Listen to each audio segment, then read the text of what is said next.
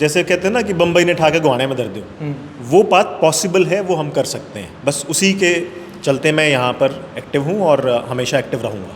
Ticket मिल गई, चुनाव लड़ोगे, ticket नहीं मिला तो फिर क्या करोगे? आपकी पार्टी के जो लोग हैं वो तो कह रहे हैं कि भी नए आदमी को टिकट नहीं देना चाहिए, जो गोहाना हल्के से काफ़ी लंबे समय से जुड़ा हुआ है, जो पुराना कार्यकर्ता उसी को टिकट मिलना चाहिए। हम लोगों ने भरपूर मौका दिया हमारे लीडर को कि वो हमारे लिए कुछ करे। हमने भरपूर मौका दिया, हमारी जनता ने भरपूर मौका दिया। ये जनता भगवान के समान है जो एक व्यक्ति को इतनी बार बनाया, लेकिन वो जागरूक है। अब वो दोबारा ऐसा नहीं करेगी। देखिए, पार्टी बहुत सोच समझ करके फ़ैसला लेती है। दावेदार बहुत हैं मेरे भाई बहन, मेरे कलीग्स जो भी इस दौड़ में हैं, जो भी इस प्रयास में हैं। मैं यही इच्छा करता हूँ वो सब सफल हों। नमस्कार, आप देख रहे हैं हरियाणा स्पेस। मैं अनिल खत्री। इस समय गोहाना हल्के में हम मौजूद हैं और भाजपा पार्टी की बात करें तो लगातार गोहाना हल्के में दावेदार काफ़ी टिकट मांग रहे हैं और हमारे साथ आज भी एक जो टिकट की अपनी दावेदारी पेश कर रहे हैं, पायलट नीरज खंद्राई हमारे साथ मौजूद हैं। बातचीत कर लेते हैं। भाई साहब, बहुत बहुत स्वागत। धन्यवाद अनिल जी। मैं नमस्कार करता हूँ आपके सभी दर्शकों को और आपको धन्यवाद देता हूँ कि आपने मुझे अपने विचार रखने का समय दिया। भाई साहब, सबसे पहले तो जो दर्शक जानना चाहूँ आपके बारे में, एक शॉर्टकट में सबसे पहले आप अपने बारे में थोड़ा सा बता दें। जी, मैं खंद्राई गांव में जन्मा, गांव के सरकारी स्कूल में पढ़ा और बड़े बुज़ुर्गों के आशीर्वाद से मेरे को अमेरिका के फ्लाइंग स्कूल तक भेजा।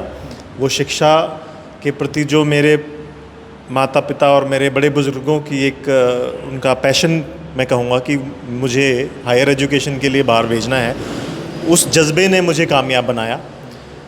वो शिक्षा ग्रहण करने के बाद मैं मुंबई के बड़े कॉरपोरेट जगत में अपना 15 साल का करियर मैंने जो वहाँ पर लगाया, उसमें बहुत चीज़ें सीखने को मिली और अपने गांव देहात के जो बच्चों को मैं जानता था, जिनको जो मेरे संपर्क में थे, उनको मैंने नौकरी भी अपने साथ में लगाया और आज वो अच्छे से अपनी नौकरियाँ कर रहे हैं और मैं भी अपना आपके सामने आराम से बैठा हूँ। तो अभी जैसे आप भारतीय जनता पार्टी की तरफ से टिकट मांग रहे हैं, चुनाव लड़ने के पीछे क्या कारण है? जी, भारतीय जनता पार्टी से मैं जुड़ा हुआ हूँ। पिछले 5 साल से मैं रिसर्च पॉलिसी विंग का नेशनल इंचार्ज हूँ, राष्ट्रीय प्रभारी उन्होंने मुझे बनाया और उस पद के दायित्व में हम भारत से ऐसे 7 व्यक्ति हैं जो रिसर्च पॉलिसी विंग का कार्यभार संभालते हैं। तो देश भर में बहुत से ऐसे मुद्दे हैं जिन पर रिसर्च पॉलिसी का काम किया जाता है। मैं थोड़ी देर पहले भी आपको बता रहा था कि जो डेवलप्ड कंट्रीज़ हैं, विकसित देश हैं, वो चुनाव लड़ने से पहले पॉलिसीज़ उनकी तैयार होती हैं। तो हमारा भारत भी विकसित की तरफ अग्रसर है। तो ये हम लोगों ने भी ये विचार किया, भाजपा परिवार ने ये विचार किया कि पॉलिसीज़ पे पहले से हमें काम करना होगा, तो जा कर के हम आर्थिक रूप से और हर तरीके से विकसित हो पाएंगे जल्द से जल्द। तो यही कारण था कि जो मैं भाजपा से जुड़ा हुआ था इस कार्यभार पर, तो फिर मुझे ये कहा गया कि आप गोहाना से हो। और मेरी रुचि खुद भी थी, क्योंकि जो मैं अमेरिका और कितने ही देशों में मैं रहा और फिर मुंबई में मैंने काम किया, तो समझ में ये आता था कि हमारे पास हर चीज़ है। हमारे युवा नौजवान जोश से भरे हैं, शिक्षित हैं, स्पोर्ट्स में हम लोग एक्टिव हैं, मतलब आलस्य नहीं है किसी भी बच्चे में। तो हम क्यों नहीं आगे बढ़ पाएँ? क्यों हमारे यहाँ एंटरप्रेन्योरशिप की बात नहीं होती? क्यों हम सिर्फ सरकारी नौकरी, ठीक है सरकारी नौकरी भी हमें करनी है, हमें हमारे इसी टैलेंट से हमें ऐसे बच्चे भी निकालने हैं जो एंटरप्रेन्योरशिप की बात करें, जो बिज़नेस खड़ा कर सकें, जो आगे भी रोज़गार दे सकें। तो वो हर भरसक संभावनाएं हमारे इस क्षेत्र में हैं। तो मैं इस बात के लिए बहुत सजग हूँ कि हम अपने एरिया में भी एंटरप्रेन्योरशिप की एक बाड़ लगाएं। गोहाना हल्के की बात करें भाई साहब, अगर पार्टी आपने मौका दिया है तो जीत के समीकरण किस तरह से बनेंगे?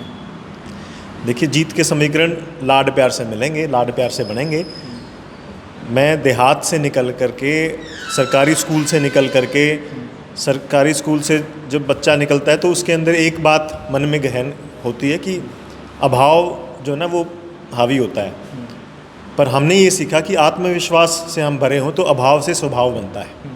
तो अभाव से जब स्वभाव बनता है तो हम लोगों के अंदर एक, मैं कहूँगा कि आत्मज्ञान भी पैदा होता है, जिसके कारण हम जो चाहे वो कर सकते हैं।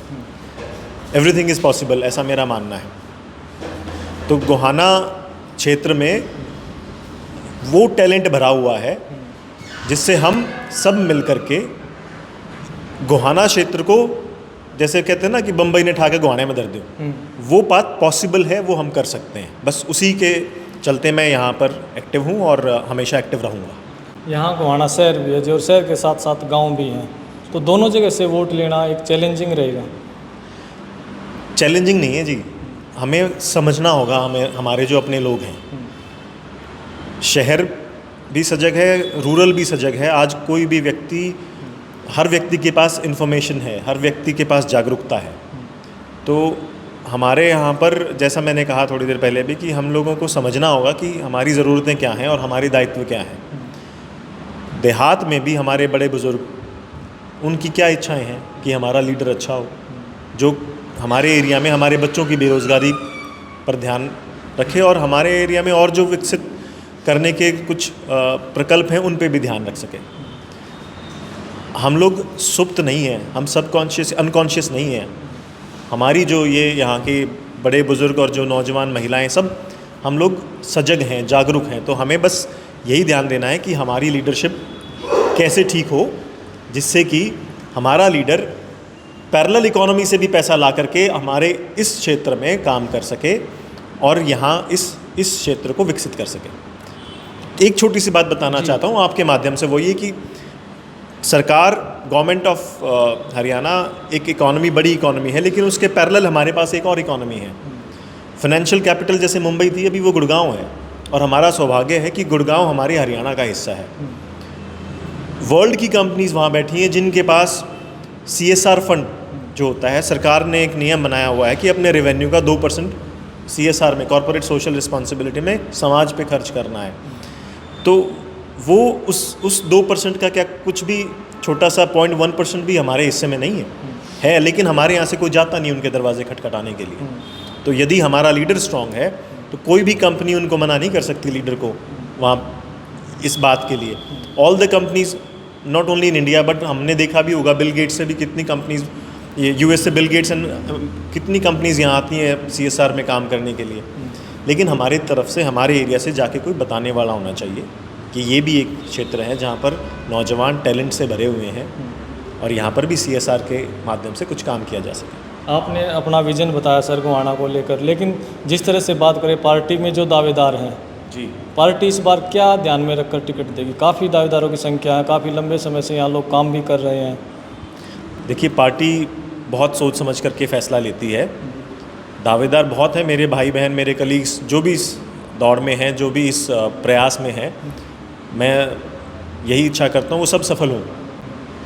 उद्देश्य टिकट मिलना या राजनीति करना नहीं है, उद्देश्य है कि हम अपनी अपनी क्षमता के अनुसार जो कार्य कर सकते हैं वो हमें करने चाहिए।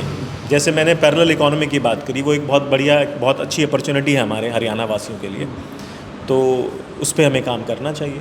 जो भी यहाँ से पार्टी जिस भी व्यक्ति को टिकट देती है, हम उनके साथ कंधे से कंधा मिला करके उनको जिताने का पूरा प्रयास करेंगे और हम आगे इस मिशन पर कामयाब होंगे कि जो पैरेलल इकोनॉमी से हम फंड्स लेके आ सकें। यहाँ से जो विधायक हैं वो लगातार 4 बार से जीतते आ रहे हैं। एक बड़ी चुनौती है भाजपा के लिए यहाँ जीत दर्ज करना। नहीं, बड़ी चुनौती बिल्कुल नहीं है। जैसा मैंने कहा कि बस कनेक्ट की बात है, वो हमारी जनता जागरूक है और इस बार चमत्कार होगा। I have realized many miracles in my life. Miracles होते हैं और वो मिरेकल्स मतलब आसपास इतने हैं। मेरी भी वो स्थिति थी जब गांव में हम सरकारी स्कूल में पढ़ते थे, तख्ती धोया भी करते, कलम छोलिया भी करते। That kind of phase I have seen in my life. उसके बाद फिर जो कॉरपोरेट्स में भी नौकरी की, US में भी रहे, परमात्मा ने पैसे से भी खूब आशीर्वाद दिया। तो उस सब बातों से ये समझ में आया कि कॉन्फिडेंस हो और नेक नियति हो तो हर चीज़ संभव है, हर चीज़ संभव है। पायलट साहब, जिस तरह से भूपेंद्र हुड्डा का ये एरिया माना जाता है, अच्छा खासा उनका प्रभाव भी रहता है, कैसे इन सारी चीज़ों को आप देखते हैं? एरिया है जी, हमारी जनता का, लोगों का, ठीक है ना जी, ये व्यक्ति विशेष का नहीं होता। हुड्डा साहब ठीक है, वो अपना प्रयास कर रहे हैं, लेकिन व्यक्ति विशेष का एरिया कभी नहीं होता। मैं बार बार ये बात कहूँगा। हमारे नौजवान साथी, हमारे बड़े बुज़ुर्ग सब जागरूक हैं और वो जागरूक होते हुए वो समझते हैं कि हमारे बच्चों को अब आने वाले समय में किन चीज़ों की ज़रूरत है और वो भारतीय जनता पार्टी ही पूरा कर सकती है। और उसके अलावा पार्टी तो बाद में आती है, जो हमारा प्रेजेंट लीडर जो है उस पर निर्भर करता है। हमारा लीडर स्ट्रांग नहीं है या हमारे गांव का सरपंच स्ट्रांग नहीं है तो ग्रांट कितने लिया होगा, irrespective of which party he is from. If a leader is not strong, how we can get the funds to develop our area. आप कह रहे हैं कि विधायक स्ट्रॉन्ग नहीं है, स्ट्रॉन्ग नहीं है तो सर ऐसे 4 बार कैसे जिता सकते हैं? वो बहुत अच्छी बात आपने कही, बहुत ही अच्छी बात कही।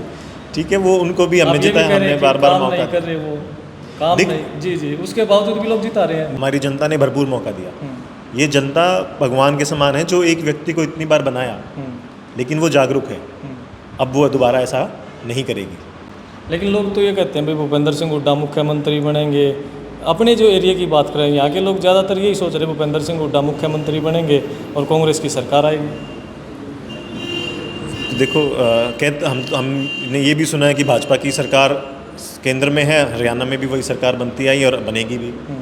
तो सुनने सुनाने की बातें बहुत हैं। मैं तो गोहाना क्षेत्र की बात जानता हूँ। गोहाना क्षेत्र में बहुत बहुत पोटेंशियल है, बहुत टैलेंट है। हमें अच्छे लीडरशिप की ज़रूरत है। हमारा अगर मेंबर जो असेंबली का स्ट्रांग नहीं है, एक्टिव नहीं है, तो हम ऐसे वो जो हम इमेजिनेशन करते हैं जिस डेवलपमेंट की, वो नहीं कर पाएंगे। So my request to all our voters, हमारे ग्रामवासियों को और शहरवासियों को मैं बार बार एक ही बात कहता हूँ, जागरूक होना है।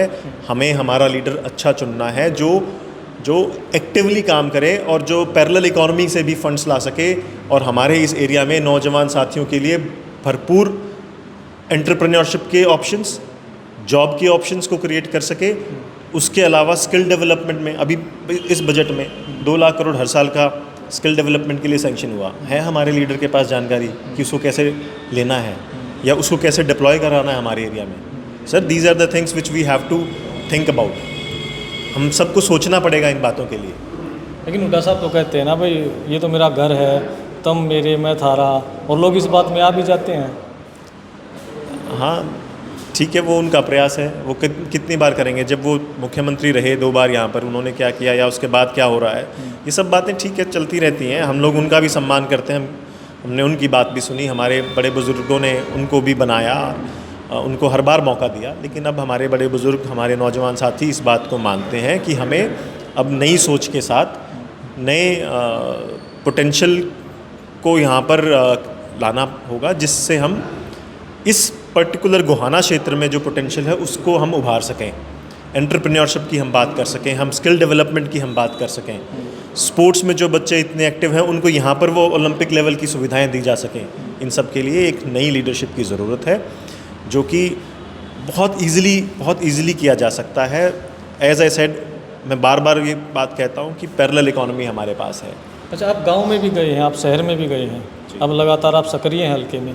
सर, क्या दिखाई दिया आपको गोहाना हल्के में विशेष तौर पर? गोहाना हल्के के हर आदमी, हर व्यक्ति के पास बुद्धि है, हृदय है। दिमाग से भी बहुत शार्प हैं, बहुत इंटेलिजेंट हैं, और हृदय से भी बहुत संत प्रवृत्ति के हैं, छाती के लाले हैं। कुछ विकास भी दिखाई दिया? देखिए, विकास की हम बात करें तो जो गाँव में मैं बचपन में देखा करता, जो टबुगी बजाया करते, गोर ऊपर चलाया करती सड़क, जो कहीं थी नहीं। आज गोर भी पक्की हो रही हैं, इतनी सड़कें बन गई देहात में, ऐसा स्मूथ हो गया। नहीं तो पहले क्या था कि गाड़ियाँ के शॉकर ख़राब हो जाएं, ऐसे सिचुएशन हुआ करती। आज आप देख लो, ये हर व्यक्ति जानता है कि गांव की सड़कों का क्या सिचुएशन है।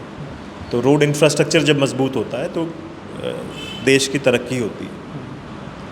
तो कॉस्ट ऑफ ट्रांसपोर्ट इम्प्रूव होती है। हम अमेरिका की बात करते हैं, हमने वहाँ देखा कि $2.5 में दूध मिला करता, पेट्रोल मिला करता $3.5 में, गैलन की बात कर रहा हूँ। क्यों? देखिए, हमारे यहाँ दूध जो है ना, वो या कोई भी खाद्य पदार्थ हम किसी भी देश की बात करते हैं तो वो पब्लिक की रीच में होना चाहिए। वो पॉसिबल होता है जब हमारा इंफ्रास्ट्रक्चर ठीक हो, ट्रांसपोर्टेशन कॉस्ट कम हो।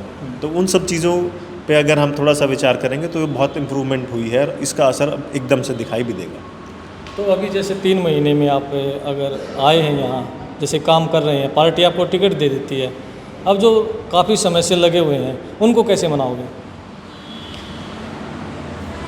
जैसा कि मैंने कहा, हमारे यहाँ के लोगों का हृदय बहुत उदार है, दिमाग से बहुत बुद्धिजीवी, बहुत इंटेलिजेंट है और हृदय से संत के समान है। It's all about how we connect, हम कैसे अप्रोच करते हैं। मेरी पॉजिटिव अप्रोच हमेशा रही है और इसीलिए परमात्मा ने मुझे तरक्की दी। वही पॉजिटिव अप्रोच से मैं जब हर एक आदमी से मिलूँगा, हर एक व्यक्ति विशेष से मिलूँगा, तो मुझे नहीं लगता कि कोई मुझे नकारात्मक तरीके से देखेगा। लेकिन आपकी पार्टी के जो लोग हैं वो तो कह रहे हैं कि भी नए आदमी को टिकट नहीं देना चाहिए, जो गोहाना हल्के से काफ़ी लंबे समय से जुड़ा हुआ है, जो पुराना कार्यकर्ता उसी को टिकट मिलना चाहिए। मैं नया कित तो हो गया, मैं तो आड़े जन्मे आड़े पढ़ा लिखा, ठीक है पढ़ाई लिखाई ताई बार करके ना बाहर भेज भी दिया, तो मैं था तो ही आड़ेकार, हूँ भी आड़ेकार, रहूँगा भी आड़ेकार। गांव खंदराई में मेरी रिहाइश है। मैं एक और बात मैं आपको बताता हूँ कि व्यक्ति जहाँ जन्म लेता है, घूम फिर के चाहे 7 समंदर तक कितने भी घूम खा जा, आता अपने गांव में ही है। मैं तो अभी नौजवान हूँ सर, पढ़ाई लिखाई करके ही तो आज यहाँ हूँ। इस आयु में, इस पैशनेट अवस्था में मैं अगर यहाँ पर जुटता हूँ तो सर मेरे पास कितना लंबा समय है अपने क्षेत्र के लिए काम करने के लिए। तो मैं नहीं कह रहा सर, आपकी पार्टी के जो टिकटार्थी हैं वही कह रहे हैं। कोई बात नहीं, वो तो सबके अपने विचार हैं और सबके अच्छे विचार हैं। और जो आपने कहा, मैं उस बात का मैंने जवाब दिया कि मैं नया हूँ ही नहीं, मैं यहीं का हूँ, यहीं मैंने जन्म लिया और यहीं मैं पला बढ़ा। हम तीज त्यौहार, ब्याह शादी सारी हमारी यहीं होती हैं। मान्यताएं हैं, दिए जलाने होते हैं दिवाली पे, हम चाहे अमेरिका में बैठे हों लेकिन दिवाली पे दिया जलाना है तो यहीं आते हैं। तो बड़े बुज़ुर्गों ने बहुत अच्छे संस्कार दिए हैं, बहुत लाड प्यार दिया है और उसी की वजह से हम यहीं नहीं, मुंबई में भी रहे या विदेश में भी रहे तो अच्छा नाम कमा पाए, उन्हीं के आशीर्वाद से। भाई साहब, टिकट मिल गई, चुनाव लड़ोगे, टिकट नहीं मिला तो फिर क्या करोगे? जनता के बीच में रहना है, जनता के बीच में रहेंगे और अपने जो नौजवान साथी हैं उनके लिए कुछ अच्छा करने की जो सोच है वो करते रहेंगे। गोहाना में रहेंगे? मैंने बताया खंदराई मेरी रिहाइश है, मैं वहीं रहूँगा। मेरे माँ पिताजी का जी नहीं लगा अगर था बॉम्बे में थे। क्योंकि ऐसा अक्सर होता है, जब भी चुनाव होता है बहुत सारे टिकटार्थी आते हैं लेकिन बाद में फिर कोई दिखाई नहीं देता 5 साल तक। एकदम सही कहा आपने, ऐसा होता है। लेकिन मैं तो क्योंकि यहीं का हूँ, यहीं रहा हूँ, तो मैं कहाँ से यहाँ से कहाँ जाऊँगा? मैं यहाँ से नहीं जा सकता। नौकरी मैंने छोड़ दी थी क्योंकि अपने आयु में 15 साल जो मैंने कॉरपोरेट में लगाया, डिफरेंट मल्टीनेशनल कंपनीज़ में मैंने काम किया। तो मेरा लास्ट असाइनमेंट रिलायंस इंडस्ट्रीज़ में था। अनंत अंबानी जी के साथ मैं क्लोजली काम करता रहा। वो भी जब मैंने रेजिग्नेशन दिया तो मैंने रेजिग्नेशन एक्सेप्ट नहीं किया था उन्होंने 4 महीने। तो हमने वो लाड प्यार कमाया है, वो उस लाड प्यार को हम अपनी प्रेरणा मानते हैं और अपनी नौकरी और अपना व्यवसाय हम सब अच्छे से करके अपने ही क्षेत्र में रह करके अपने लोगों का लाड प्यार पाना है और उसके अलावा कोई और इच्छा नहीं है। तो पार्टी अगर विश्वास जताती है, टिकट देती है, फिर गोहाना के मूल में पाट दोगे कि नहीं? देखो जी, इसमें कोई डाउट ही नहीं है, कोई संदेह ही नहीं है। मैं बार बार एक ही बात कहता हूँ, जब मैं यहाँ था सरकारी स्कूल में लिखड़ के इतना बड़ा बना दिया मेरे बड़े बुजुर्गों ने, तो यह क्या बात है? ये भी बहुत आराम से, बहुत ईजीली हम इसको निकाल लेंगे।